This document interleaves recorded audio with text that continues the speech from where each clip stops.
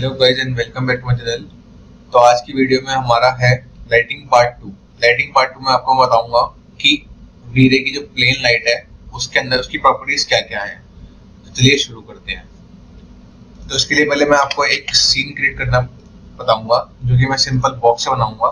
यहाँ पे हम बॉक्स लेंगे, एक रैंडम बॉक्स, जैसे मैंने 5 फीट इसका ले लिया, 5 फीट इसकी विड्थ ले ली एंड हाइट मैंने ले ली 6 फीट, मतलब अपने हिसाब से मैं ले सकता हूँ। देन मैंने इसके अंदर एडिट पॉली डाला। अगर किसी ने वीडियो नहीं देखी है एडिट पॉली और एडिटेबल पॉली के अंदर डिफरेंस की, तो मैं प्राइवेट में दे दूंगा, तो आप वहाँ से भी देख सकते हैं। तो मैंने यहाँ से कनेक्ट डाल दिए अपने, सिलेक्ट करके एजेस को।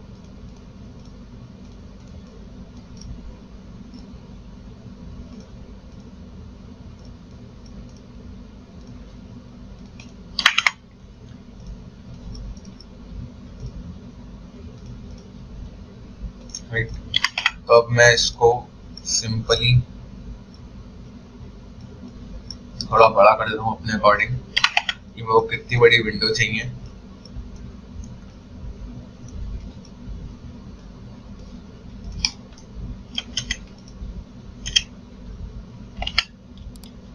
लाइक मुझे इतनी बड़ी विंडो चाहिए, तो मैंने इसमें थोड़ा सा इंसर्ट ले लिया 5 mm का। देन एक्सट्रूड कर दिया इसको 3।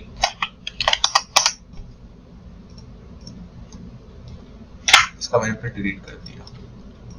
अब इसमें को लाइट लगानी है। तो मैं बताया था आपको पहले कि लाइट कहाँ से आती है। Create panel, lights, Veere, Veere light and plane. तो आज हम प्लेन लाइट की बात कर रहे हैं, तो मैं प्लेन लाइट बता रहा हूँ आपको।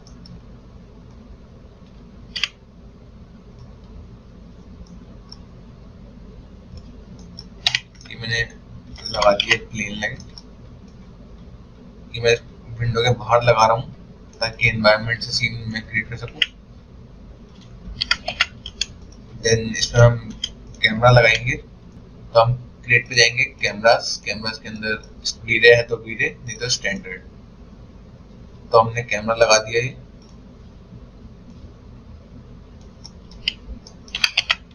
इसको हम कैमरे की सेटिंग कर लेंगे, थोड़ा सा अपने अकॉर्डिंग सेट कर लेंगे।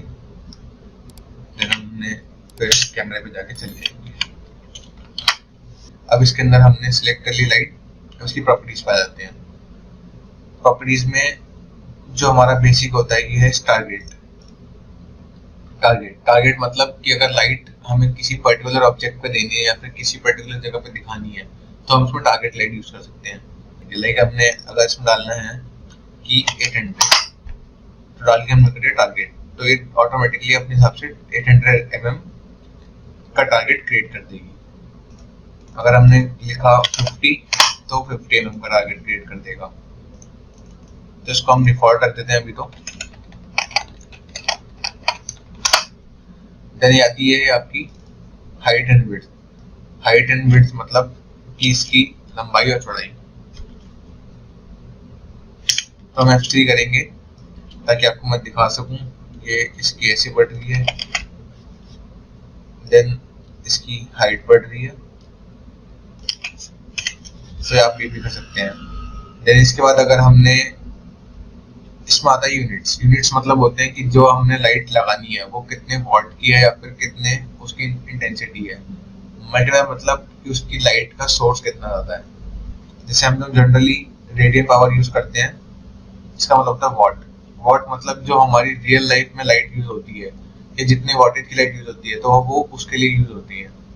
जैसे अगर मैं इसको लिख दूंगा 10, तो ये 10 वॉट के हिसाब से कैलकुलेट करके हमारे को लाइट देगी इस सीन के अंदर। अगर मैं इसको लिख दूंगा 5, तो 5 वॉट के हिसाब से। तो मैं आपको रेंडर लगा के दिखाता हूँ कि कितनी कैसे इम्पैक्ट पड़ता है लाइट का हमारे सीन के अंदर।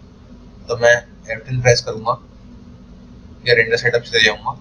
इसमें हमारी सेटिंग हमने कर रखी है वीरे की। अगर आपने नहीं कर रखी तो आप वैसे कर सकते हैं।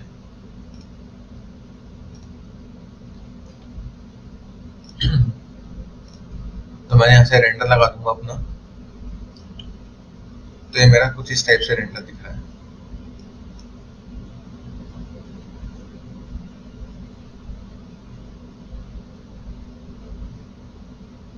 ये 5 वॉट की लाइट है जो हमारे को ऐसे दिख रही है। अगर हम ज्यादा करना चाहते हैं तो हम इसकी इंटेंसिटी बढ़ा देंगे, लाइक कर देंगे इसको 20, तो फिर देखते हैं कि फिर कैसी इफेक्ट करता है।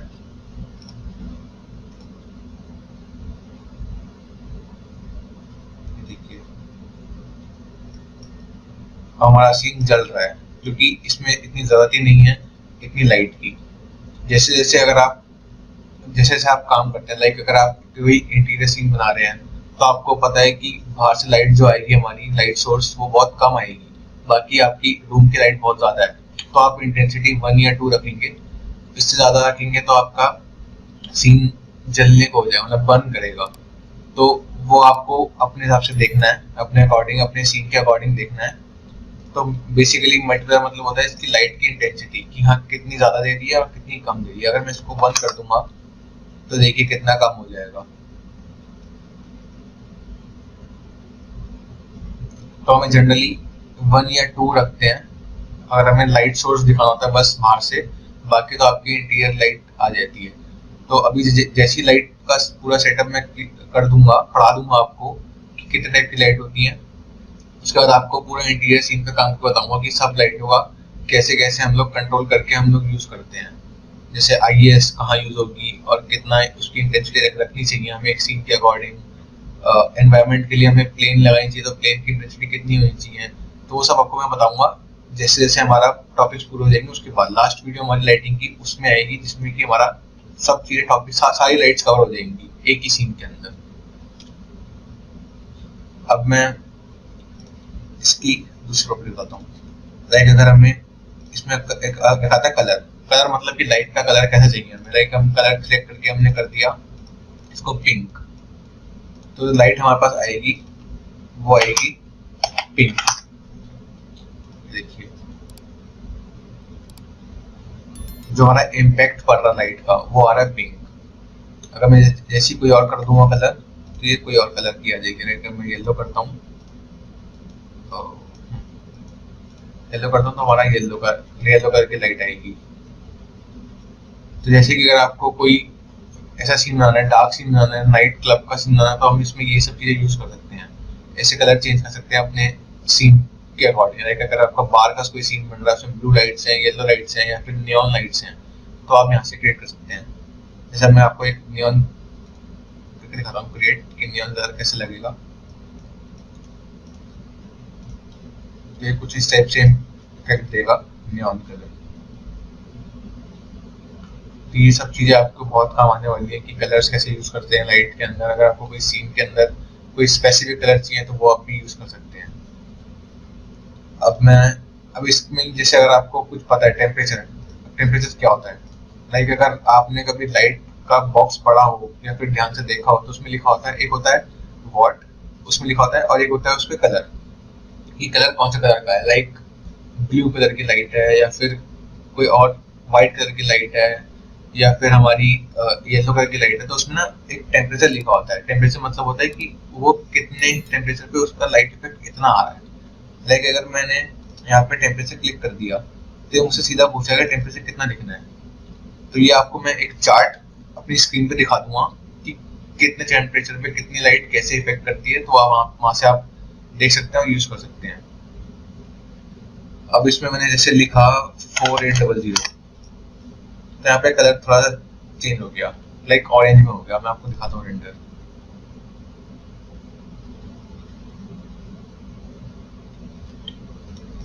अब यही चीज मैं इसमें कर दूंगा 7500। यहाँ पे आप देख सकते हैं लाइट का दूसरा कलर आ जाएगा। डिफरेंस ये एकदम व्हाइट हो गई, एकदम ये थोड़ी सी येलोइश में थी। अब मैं इसको कर देता हूँ अपना 2000, तो ये हमारी थोड़ी सी ऑरेंज लुक में चली जाएगी, मतलब थोड़ा सा वार्म कलर आ जाएगा। तो ऐसे हम लोग टेम्परेचर के हिसाब से अपनी लाइटिंग सेट कर सकते हैं। जनरली हम लोग 4800 to 5000 तक रखते हैं, या फिर 5400 तक रखते हैं, क्योंकि अगर हमें इंटीरियर लाइट में ऐसा कुछ सीन चाहिए होता है जिसमें लाइट का टेम्परेचर हमें सेटअप करना होता है, तो आइए इस लाइट के हम की जो हम लोग टेम्परेचर रखते हैं वो रखते हैं 4800 या फिर 5400 लास्ट। इससे ऊपर हमें कभी जाते ही नहीं है, जनरली यही यूज होते हैं। अब आता है हमारा इसके अंदर टेक्सचर। तो अगर हमने कोई टेक्सचर लगाना है अपनी लाइट के अंदर, लाइक मैं अगर अपने कोई इमेज कॉल करता हूँ, बिटमैप कॉल करता हूँ, और इसमें मैंने कोई भी इमेज ले ली अपनी, जैसे ये ले लिया मैंने, तो अब मेरे को जो इफेक्ट आएगा मेरा लाइट का वो इसके साथ आएगा। ये देखिए,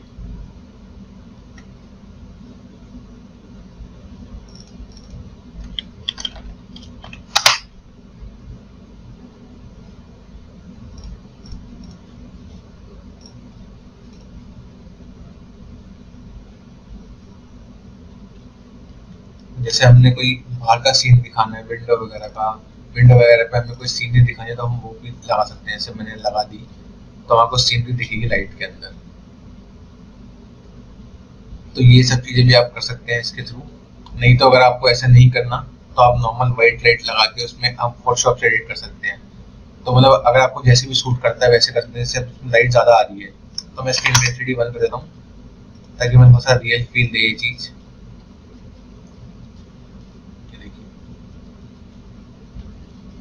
तो वो हम अपने अकॉर्डिंग सेट कर सकते हैं। ये हम कभी बहुत कम यूज करते हैं टेक्सचर। इसमें टेक्सचर जनरली हम लोग फोटोशॉप से या फिर HDRI यूज करते हैं। HDRI मैं आपको बताऊंगा आपके आगे कैसे यूज होती है, क्या यूज होती है HDRI का। देन अब आता है इसके अंदर हमारा ऑप्शंस। ऑप्शंस में आती है हमारी बहुत सारी चीजें। इसमें आता है कास्ट शेडो। शेडो मतलब कि अगर आप इसके आगे कोई हमारा ऑब्जेक्ट होगा तो उसकी शेडो क्रिएट होनी चाहिए या फिर नहीं। तो अगर मैं इसके आगे एक बॉक्स क्रिएट कर देता हूँ या फिर एक सर्कल क्रिएट कर देता हूँ, लेट्स से मैंने कोन क्रिएट कर दिया, तो छोटा कर दिया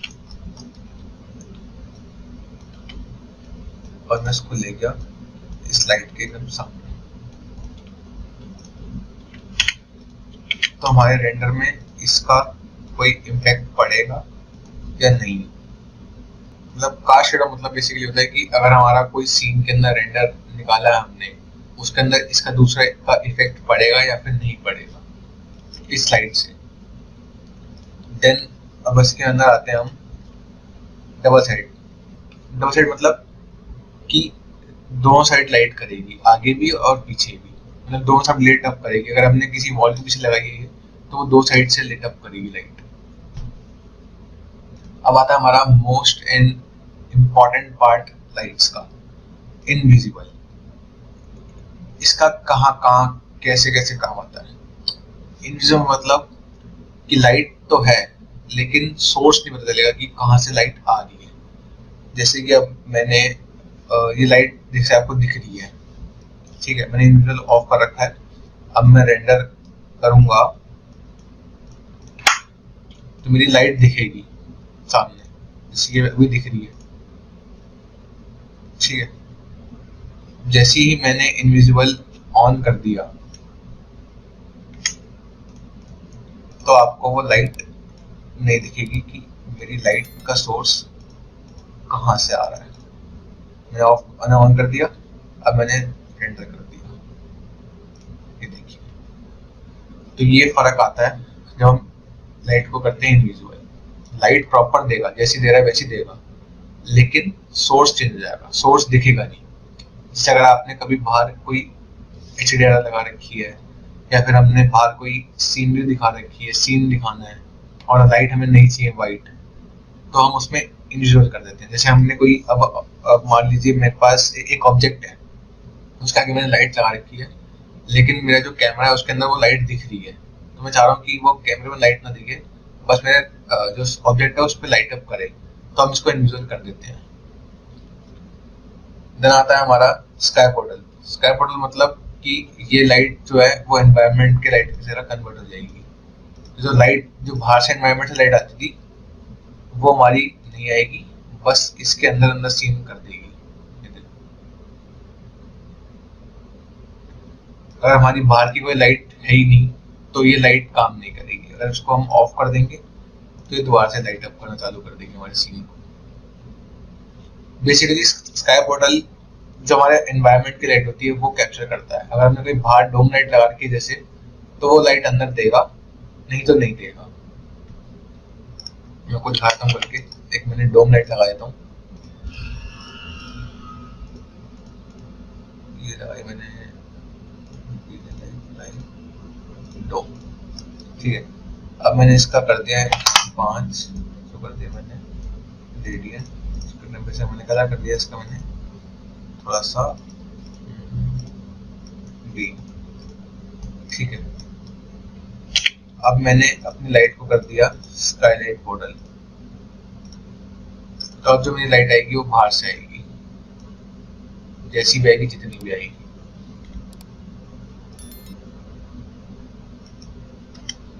अब मैं डोम लाइट का जैसे कलर चेंज करूंगा तो वैसा वैसा आएगा।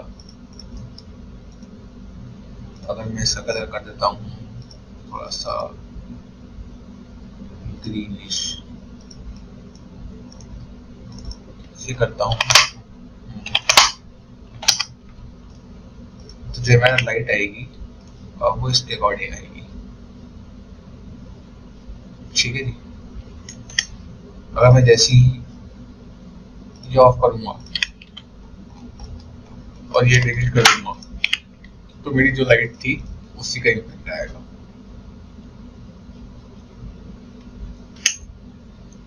अब इसके बाद आता है हमारा अफेक्ट डिफ्यूज।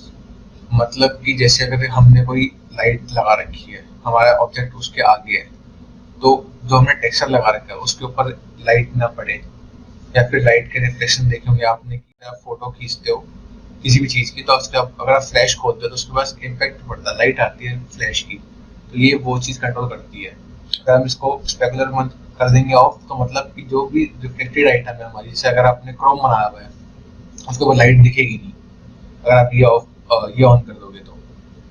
और अगर अफेक्ट डिफ्यूज मतलब जैसे अगर आपने कभी नोटिस करा होगा, कभी देखा होगा फोटो क्लिक करते हुए, जब आप फ्लैश खोलते हैं या फिर फ्लैश ऑन करते हैं, तो जब आप किसी भी टेक्सचर वाली आइटम पे क्लिक करते हैं तो वो उस पर एक डॉट देता है अपनी कि हमने यहाँ फ्लैश से लाइट ली है और फोटो क्लिक करी है।